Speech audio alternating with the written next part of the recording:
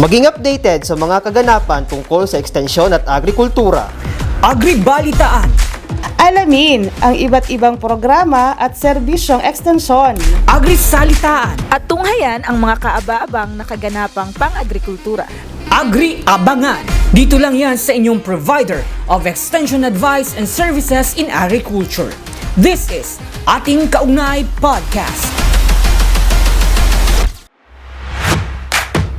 Narito na ang inyong provider of extension advice and services in agriculture. This is Ating Kaugnay, Ating Kaugnay, Ating Kaugnay Podcast.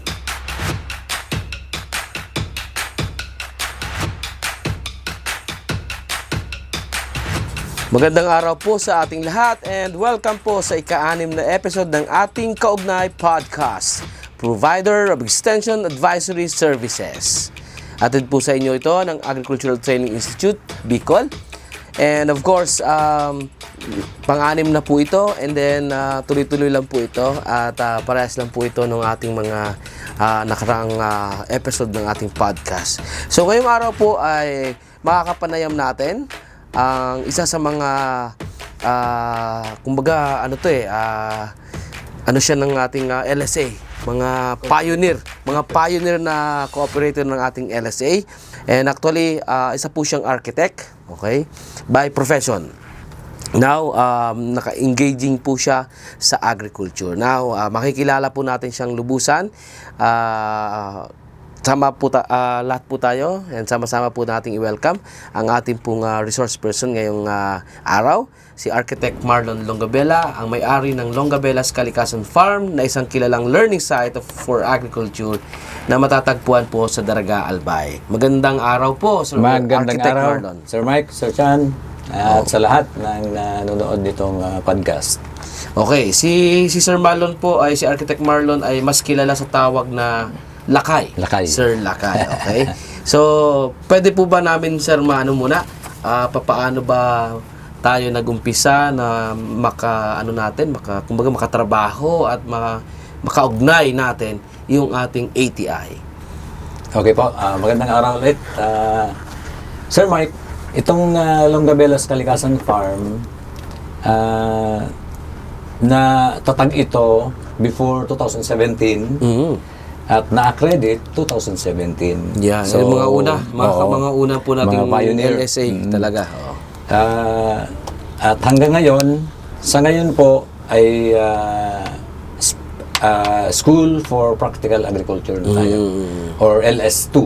LSA2. And at the same time, ano na rin po kayo sa TESDA? Opo. Farm School. Registered Farm School po ang TESDA. But now, since nung Longabella's Kalikasan Farm pa lang ito, 2017 hanggang 2024, accredited only on DTI as single proprietor. So, sabi ng TESDA, much better na under SEC registered. Yes. So, SEC na po tayo. Wow. Yun na po yung Longabella Institute of Practical Learning and Technology. Yeah. So, we'll focus on mga innovation para maituro. Now, nabanggit po ninyo yung salitang agritecture, di ba? And at the same time, ano po ba yung agritecture na yon? Siguro, balikan muna natin kung ano ba yung ibig sabihin nun. Para mai-relate natin doon sa yung bagong ini-introduce na farm management system po ito, no? Kung paano tayo Yes po. yung ating actually basic lang, Sir Mike, yung agri is for the agriculture. Yes. And texture naman is for the architecture. So we design na may kasabay na benefit yung dalawa. Parang, yun ang pagkakaiba nyo sa architecture lang, purely architecture. Yes po. Kasi yung architecture natin is design. Yes. Parang complementary yung dalawa. Yeah. Nagdi-design tayo sa architecture po ay basically structure. And we consider also. Pero hindi yung not more on agriculture po, di ba? Opo. Kasi napakalawak ng architecture eh. Tama. More on aesthetic. Yes, and, design. Dito naman sa architecture, we consider the actual situation ng farm. Yes, okay. Yung mga orientation, saan ba yung nagmumula yung sikat ng araw, and then yung airflow. Correct, yung opo. airflow. Lahat So, po yan kinoconsider. Tapos ang usapin dito po, pag nag-agritecture tayo, most likely ay yung innovation. Yes po. 'Di ba? Kasi- Doon pa lang sa pag-coin pa lang ng word na agri at texture, Texture. it's already kumbaga yun ay nag-ano na sa atin ng isang inobasyon. Opo. 'Di ba? Kasi we collaborate the two fields. Yes. So Two fields na yan. So, kakaibang kalalabasan nun. Opo. So, And- yung pa lang, innovation na yun po, innovation na po Opo. yun, di ba? And very practical. Correct. Na kayang-kaya i-adapt natin mga farmers. Yeah. So, dahil nasambitan na po natin yung innovation o innovasyon sa Opo. atin po, lalo na sa agriculture, meron po kayong ngayon inaanong kumbaga, ano yung system ba ito po or kung anong ito sa may relasyon sa agriculture? Technology. Technology. Apo, Okay. technology. So may technology po tayo ngayon na parang ini-introduce. And pwede mo pa sa amin Architect Marlon i-ano sa natin dito ngayon itong BSF technology. Ikaw na po yung magpaliwanag ko ano po yung BSF technology. Okay.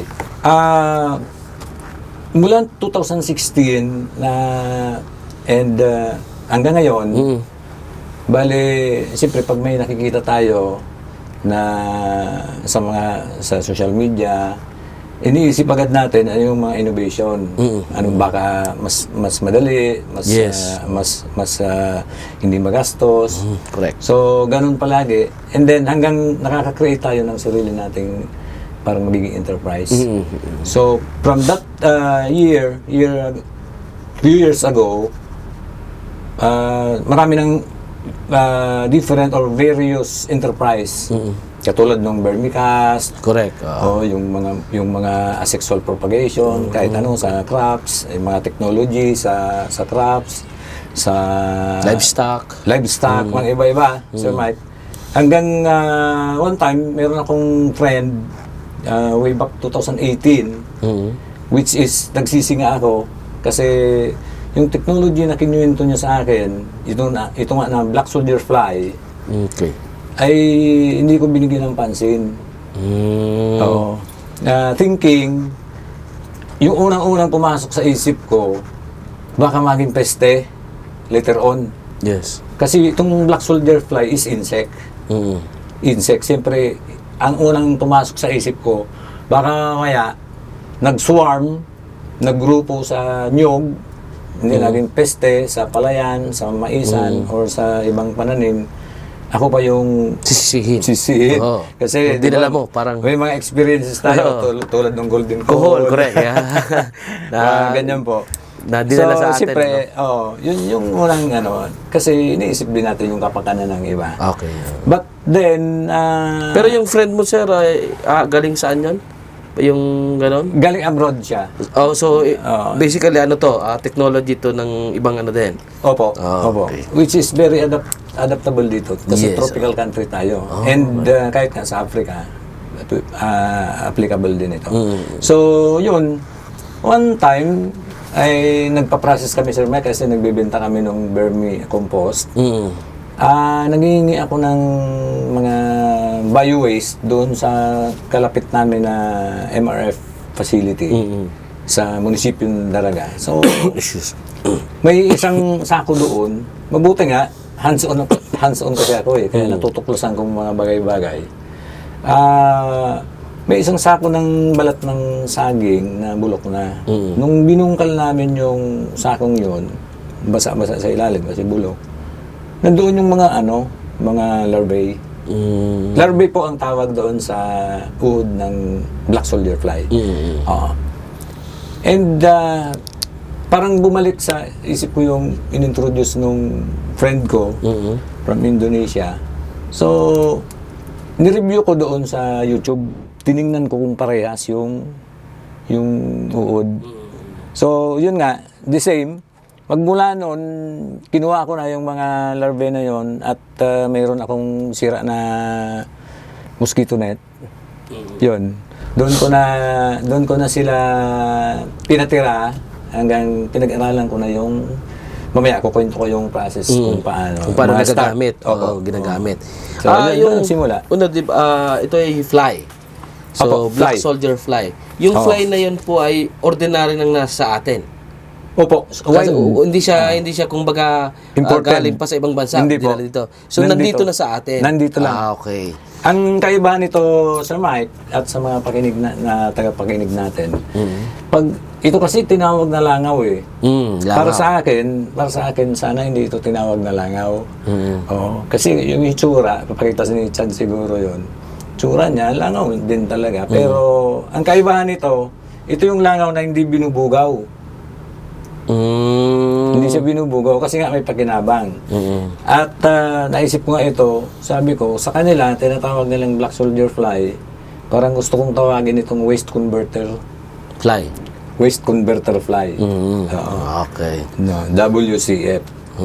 Kasi pag sinabi mong Black Soldier Fly, unang-una, paano mo ipapaliwanag yung Black Soldier? Siguro inisip ko, para may helmet kasi, pagka sinum mo, tapos kulay itim, lahat, pati pakpak, pati lahat. And then, ang kaibahan nito, Sir Mike, na Black Soldier Fly or Waste Converter Fly ay stingless. Hindi ito nanunusok tulad ng bee. And wala itong bibig. Okay. Kaya hindi naman ito kumakain. So, hindi ito nag-harbor ng disease or hindi disease carrier. Carrier. Okay. Pag nasa labas sila, hindi naman sila nagsuswarm or yung grupo. Hindi naman hindi mo nga mapansin hindi ka makakita nito agad-agad. Not unless na kinulong mo sa... So, itong Black Soldier Fly ay hindi po siya parehas ng mga bangaw. Hindi po. Iba yung bangaw. Iba yung bangaw, oo. Oh. Kasi ito yung ordinary, maliliit lang. yung housefly naman yon, yung housefly, oo. Ang kaibahan pa ng ugali nito, characteristics nito, kasi hindi ito dumadapo doon mismo sa manure or doon sa pinabubulok na ano natin. or evac. Oo, hindi. Ang trabaho lang nila mag-produce. So, hindi sila kumakain ng bulok. Ang instinct lang nila, pag naamoy nila, na-attract sila ng mga bulok. Lumalapit lang doon para mangitlog. To think na mabubuhay doon yung colony niya. Saan sila? Ano yung kinakain nila, sir? Bali, nagsisip-sip na lang sila ng So liquid. Hindi sila kumakain na yung mga Hindi po. Bulok-bulok. Sila Hindi po. sinisip-sip Ang lang. kumakain yung larvae. Okay. Mangingitlog sila doon. After 5 days hanggang 18 days, uod yun, larvae, yun yung feeds. Yun yung kumakain ng bio-waste. Okay. Lahat ng So, bulok. doon natin yung umpisahan, sir, kung papaano natin mapapakinabangan yung Black Soldier Fly na yun, Yes, o yung Waste Converter Fly na sinasabi niyo po, di ba? Meron, ang gamit niya ay doon na sa larvae na stage na. Yes po. Yung mismong nangitlog ay wala na yon. Ano pa sila? Bubuhay sila 5 to 8 days lang. Yung nangitlog? Opo, yung female. Okay. So, hindi na, pag namatay sila, automatic na sila. Kaya colony ito colony, Sir Mike. Okay. Kaya yung technology dito, ganito siyempre culture. Magko-culture tayo. So, yung adult Black Soldier Fly, mangingitlog lang yon. 500 to 900 to 1,000 eggs. Doon sa lifespan niya yon. Kaya pag may sinend ako kay Chan na design household love cage ang tawag. Love cage kasi doon yung mating ng adult fly. So, nakabalot yun ng net. And then, pag kinulong mo doon yung mga adult flies, hindi ka naman doon bibigay ng pagkain. Kasi nga, hindi naman sila kakain. Ang ilalagay mo Saka naman doon, mamamatay na sila. Opo. para naman makapture, makuha mo, ma-harvest mo yung egg, yun yung pinakang objective. Kaya dapat kulungin mo. Oo. Now, parang may ano ka, rectangular or base o planggana na maliit, na malinis. So, lalagyan mo doon ng tinatawag na attractant. Yung halimbawa, hasang ng isda, or may molasses ka, yan ang musapal ng nyog, o yung rice bran, halo-halo. So, mga 2 centimeters lang ang kapal, lalagay mo sa planggana. And then, papainan mo na nung mga wood slats na 2 inches, by 8 inches, mga 3 o 4, na sasapin-sapinin mo yon. Sa pagitan nun, doon sila nangingitlog. Okay. Dapat, yung attractant na tinatawag, yung minasa mo ng mga fruits or kung ano, yun yung amoy na makakapag-attract sa male and female na mag-mating. Okay. Yun din yung makaka-attract sa female adult fly para doon mangitlog doon sa eggs na tinatawag, yung wood slats. So, every day or every other day, titingnan mo yung wood slats na yun, kukunin mo ngayon yung mga eggs doon. Lalagay mo na doon sa hatchery. Yung egg ba nila, architect, ay visible sa mata? Opo. Visible siya. Parang mantika siya na... Parang mantika. Tumigas. Oo. Parang yung... Parang mantika. Kung ganyanin mo, madudurog lahat. Parang So, mantika. magkakadikit-dikit siya. Dikit siya. Hindi naman siya yung egg na tinatawag natin na individual. Yun know, so, ang tinitingnan ko, medyo, ano lang ako, namamangha lang. Kasi, di ba, paka-egg nila, Apo. ay mamamatay na sila within 15 days. 5 to 8 days. 5 days lang. 5 days. Yung female. Yung female. O yung lalaki, after mating. After mating to tayo. so ngayon, halimbawa, ganun ang nangyari. Namatay na yun mga yun. Pangangitlog, namatay. Oo. Di wala nang mangingitlog sunod. Yun ang big question doon. Tapos, yun ang kukunin mo natin, yung larvae. So, ibig sabihin, walang mababa. Dapat, 10% of your larvae, ibabalik mo doon sa lab cage. Para continue yung colony mo. The more na naibalik mo yung larvae doon, the more nadadami yung langaw, mas marami yung produce mo egg. Kasi, di ba, ang concern natin, larvae yung, kumbaga, yun yung produktong kukolektahin natin. Yes. So, pag kinolect mo yun, egg ang kukolektahin natin. Egg. Kasi ganito po, Sir Mike, simulan natin doon sa life cycle. Halimbawa, adult female fly, so 5 to 8 days lang. In her span life na 8 days is 500 to 900 eggs yun. Pero kumpul yun. Sobrang liit. Maliliit lang yun. After 5 days, ano na yun? Gumagalaw-galaw na yun. Kaya kukunin mo na yun, lalagay mo sa isang basin na naman, may pagkain na doon. Kunting-kunti lang, rice bran, tapos hinog na pwede mong masahin or yung parapino. Ihalo yung dalawa, then sapin-sapin lang doon sa planggana. Ilalagay mo doon sa ibabaw nun yung mga eggs.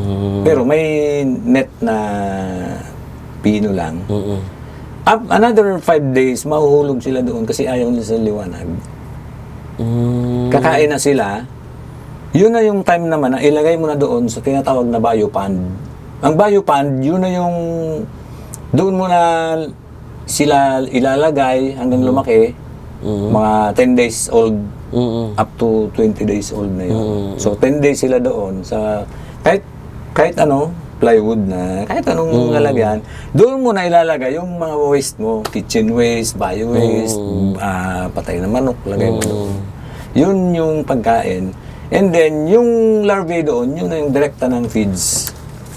Okay. Direkta ng feeds. So, kaya yung hindi naman talaga siya mauubos, Hindi naman, kasi ibabalik mo yung iba. Ibabalik mo yung iba. So, kumbaga, kalahati lang. Kalahati, balik Ang kalahati. ginagawa Yun yung ng Sir Mike, pag mayroon ng lab cage, may ini-spray lang ng tubig kasi yun lang ng kinabubuhay nila doon. Moist. Yung moist lang. Yung moist. Umiinom na lang sila. So, sige. So, napakagandang nito. Yung cycle na ganun, architect, na sa isang buwan ba, ilang beses tayo po pwedeng, kumbaga, magkaroon ng gano'n na production? Actually, on daily basis kasi ito, Sir Mike. Kasi, lalo pag marami kang, yung lab cage mo, punong-puno ng fly. So, dami mong... Iba-iba, sa ibang araw, dami mong pinain na mga itlogan. So, pag kinuha mo yun, biro mo, isipin mo, half gram, pwede ma-hatch ng mga 25 to 30,000 larvae. Grabe, Oo. Tapos yung isa So, na naman, meron ka naman ganito, na ito naman yung ani. Kung dito, harvest time naman. kaya- Susunod na naman, ito naman yung harvest. Kaya dire-diretso. Tambak ka lang ng tambak. Okay. Maraming plangga ng tambakan, mas maganda. Kasi, ano na lang natin, para may idea yung nakikinig, ilan ba yung na-harvest. Kung meron kang facility, at least 6 meters by 8 meters, pwede ka makapag-produce ng 50 to 100 kilos a day.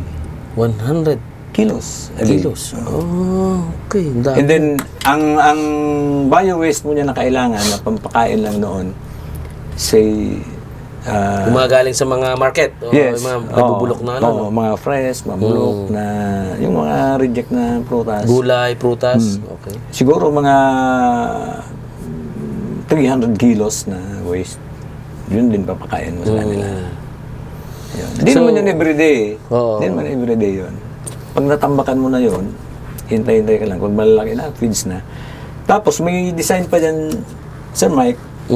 Kasi iisipin ng iba, paano mo, pupulutin mo ba yan pag harvest? May technique po. May technique. Yung biopond, nandoon yung bio waste, di ba? Yung mga bulok, basura. Tapos nandoon linagay mo yung 5-day-old, 10-day-old na larvae. Larvae. Ang nilalagyan nyo ng ramp, parang gapangan. Tapos, sa taas ng ramp, may kanal na PVC na hinati. Doon na nahuhulog yung larvae. Oo. Kasi, ang ugali nila, parang from egg, the 5 days, naging larvae. Another 5 days, first instar na yon ng larvae. Gagapang na yon hanggang 15 days old sila. Ang naisip nila, ang tawag na doon is egg, papunta ng larvae, papunta ng pre-pupae. Pre-pupae, yung itim na pero buhay pa. Larvae, puti pa. Pag itim na sila, yun na yung malalakas gumapang. Kasi pag naging pupae sila, hibernate sila ng 7 days.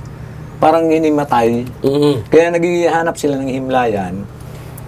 After 7 days, yung pupae, may pakpak na. Yun. Yung PVC pipe, ang purpose noon, para hindi ka, self-harvester yon. Hindi ka na magpupulot isa-isa dyan. Hindi ka na magwawalis. Natitira doon, mga excrement nila, yung waste nila, yun ang frass. Yun ang biocompost. Pure fertilizer. Okay. So, meron ka ng feeds, meron ka pang frass. F-R-A-S-S. Compost. Yung frost po ay katumbas nung sa cast, di ba? Nung ating vermicast, di ba? Cast. Cast siya, Cast and vermicompost. Kasi yung vermicompost. frass, halo na doon yung Nabulok, yung mga nabubulok pang pinakain sa kanila. Na So, yan. tira-tira. Ganda, talagang, kumbaga, kung titingnan natin, this is May very... ano pa yun, Sir Mike? May liquid pa yun. May tea. May tea pa. So, ibig sabihin, parang, ang napakaganda ng technology na kung saan ay, nandyan na sa atin yun. Nandyan na sa atin yung langaw, hindi mo na kailangan bilhin yun eh. Oo. Kasi meron na tayo nun eh. Meron na. Hindi mo na natin kailangang i-import Actually, or medyo, kung saan ba natin. Kung ibabalik natin, paano magkaroon ng pasimulan, starter, Actually, may mga design niya na balde lang, lagay ka ng nabubulok, pabayaan mo doon bumaho, butasan mo sa gilid, Sila lang lagyan mo yun. ng karton na itulugan nila, mga siksikan. After 20 days to 30 days, balikan mo yun, wala na yung baho, o titira doon yung larvae. Kulungin mo na yun. Yun yung simula Simple mo. lang eh. O, simula na nung mga Yun ang simula ng colony mo. Okay. Ang use mainly ng larvae is feed for livestock, mga monogastric animals. Yung mga single abdomen lang. Mga katulad ng manok. Baboy, manok, tilapia or hito, fish. So ano po yung effect noon doon sa mga yon? I think unang-unang effect doon sa low production cost. Di ba? Kasi mahati mo lang yung gastos mo doon sa feeds, napakalaking bagay na yun. Ano yung makukuha doon in return? Sa anong effect doon sa ating mga... In return, ako bilang hands-on and practitioner tayo, Sir Mike, pag nagpapakatay ako ng native naman ako doon, 3 range, nakapagtataka kasi halos 2 mangkok na mantika. Sobrang taba. Mataba. Nababalot yung balon-balunan. Oo. Halos nababalot ng Taba. taba. Oo. So napaka-healthy. Tapos ano yun given na yun ay natural na manok. Opo. Hindi siya katulad ng mga... Hindi broiler. Yung mga broiler, talagang hindi. matataba na yun. Sa broiler din, ganun din. Mas dumadami pa ang Mas taba. dumadami. And then napapansin ko, halos walang mortality. Walang So mortality. nagpapadagdag siya sa immune system. ng... And no need na vitamins or... Okay. Now, iyon po ay specific bala sa ating mga animals na livestock, for example? Pwede ba sa na siya? sa crop natin? Paano? Actually po, Sir Mike, inaano na to ngayon, yung iba pinaprocess na para sa mga dog food. Dog food. And then, yung iba naman, sa mga birds, ornamental fish. Yun. Sa tanim po, o sa crop, meron ba itong... Sa crop, pinag-aaralan yung pulbos ng pulbos nitong larvae. But yung frass, direkta mo fertilizer yung frass. Organic. Organic siya. Oh. Purely organic. Purely organic. Na siyempre kung sa ano po siguro masasabi ba natin na yung NPK meron doon. Opo, complete. Pati yung mga Iba pang micronutrients. So available na doon sa frost bed, Manganese, iron. So yung frost po ang pwede sa crop. Opo. Tapos Sa yung crop sa yun. larvae mas maganda Sa siya sa livestock. livestock. Feeds. Yung larvae ba hindi po pwede sa crop? Yun nga po yung pinag-aaralan na ngayon na pinupulbos nila.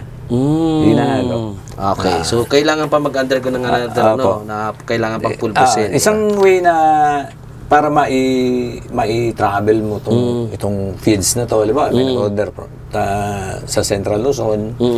So, ang ibang ginagawa na po to, Sir Mike, ng bibili sila ng granulator. Sinasama na. Sinasama nila. And then, ginagawang pelletay sa pellets. Oh, may halo 'yon, may halo. Halo nila ng extender, binder, yung kasaba, yung Pero kasama na siya fish doon. Generally speaking kasi pag sinabi natin langaw, papasok agad sa atin yung madumi. Yes, Madumi kasi yung housefly. Correct. Mga iba-ibang characteristics naman, di ba? Tulad ng ang ahas, may venom, merong wala. Oo. So ito ba magko-consider natin na parang kaibigang yes po. Kaibigang Insekto, di ba? So usually more than kaibigan. Kasi for livelihood ito eh. Ang gastos, sir, sa technology ito, kumusta? Expenses, unang-una hindi ka bibili nung stock mo. Pwede ka makahuli. Siguro, transportation, pagkuha mo nung bio-waste.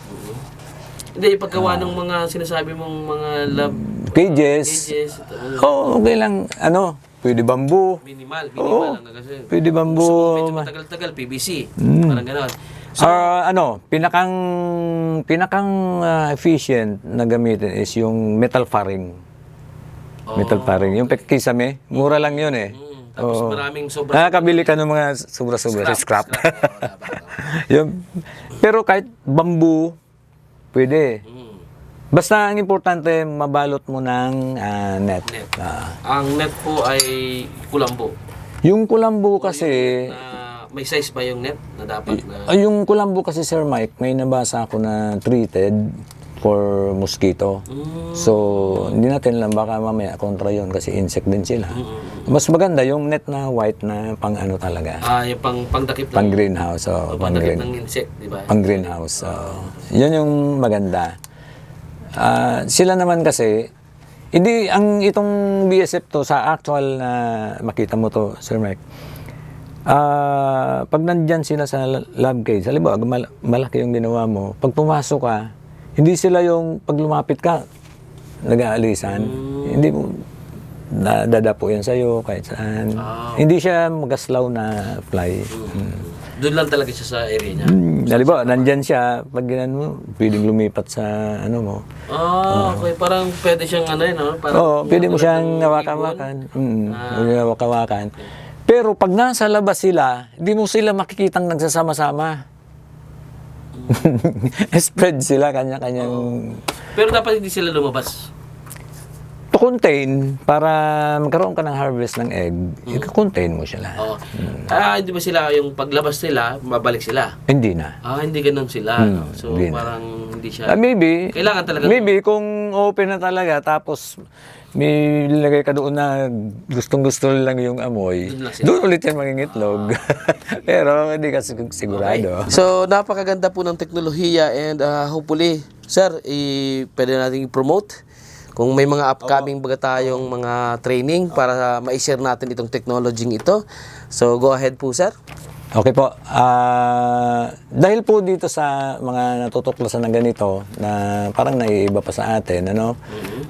Katulad nga ng sinabi ko, kahit ako nung una, nung nabanggit na langaw, ay reluctant din ako.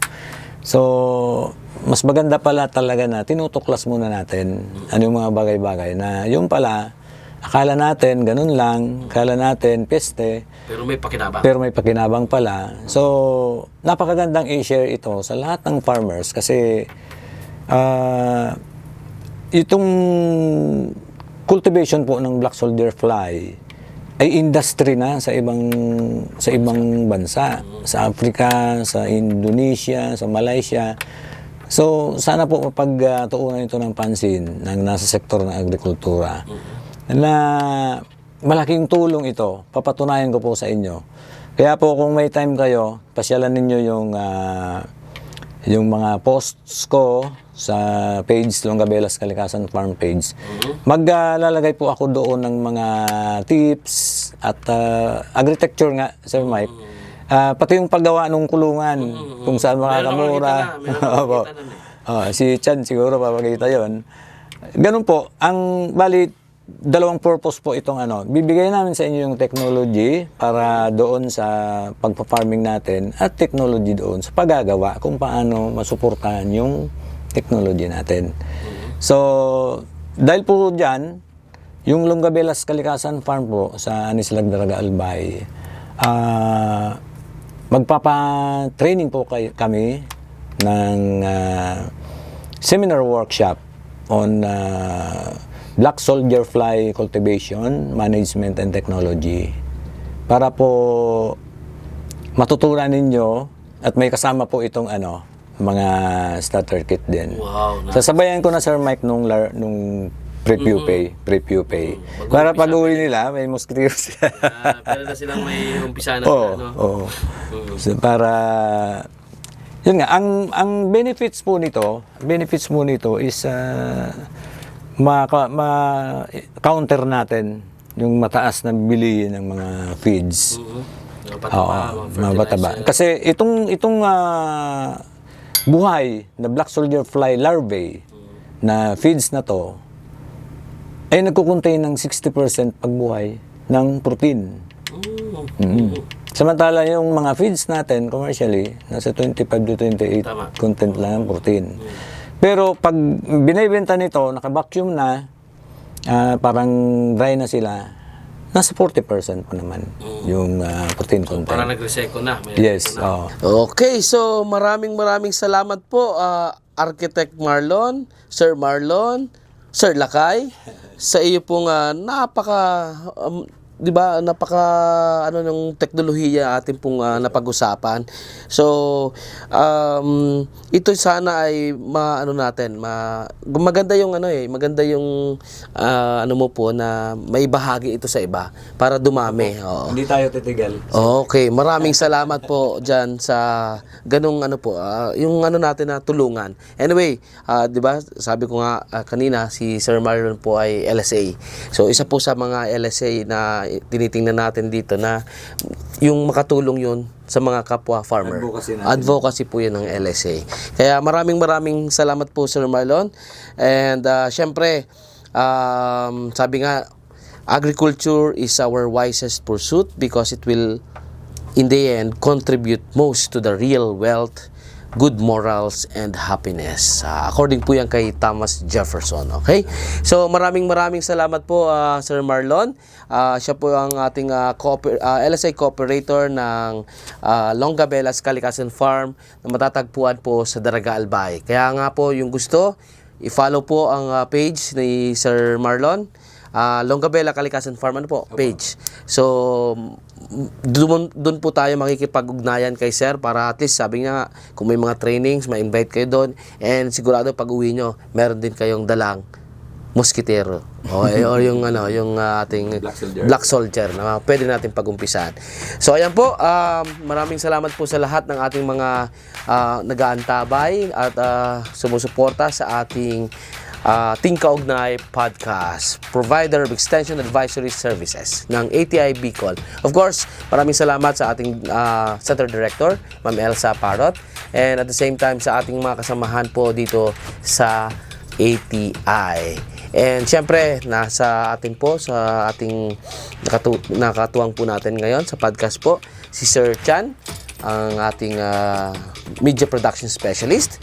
At syempre, again, ito po ang inyong naging kasama, si Kuya Mike, bilang dito po sa ating pang-anim na Ating Kaugnay Podcast, the provider of extension advisory services. Sa muli po, magandang araw.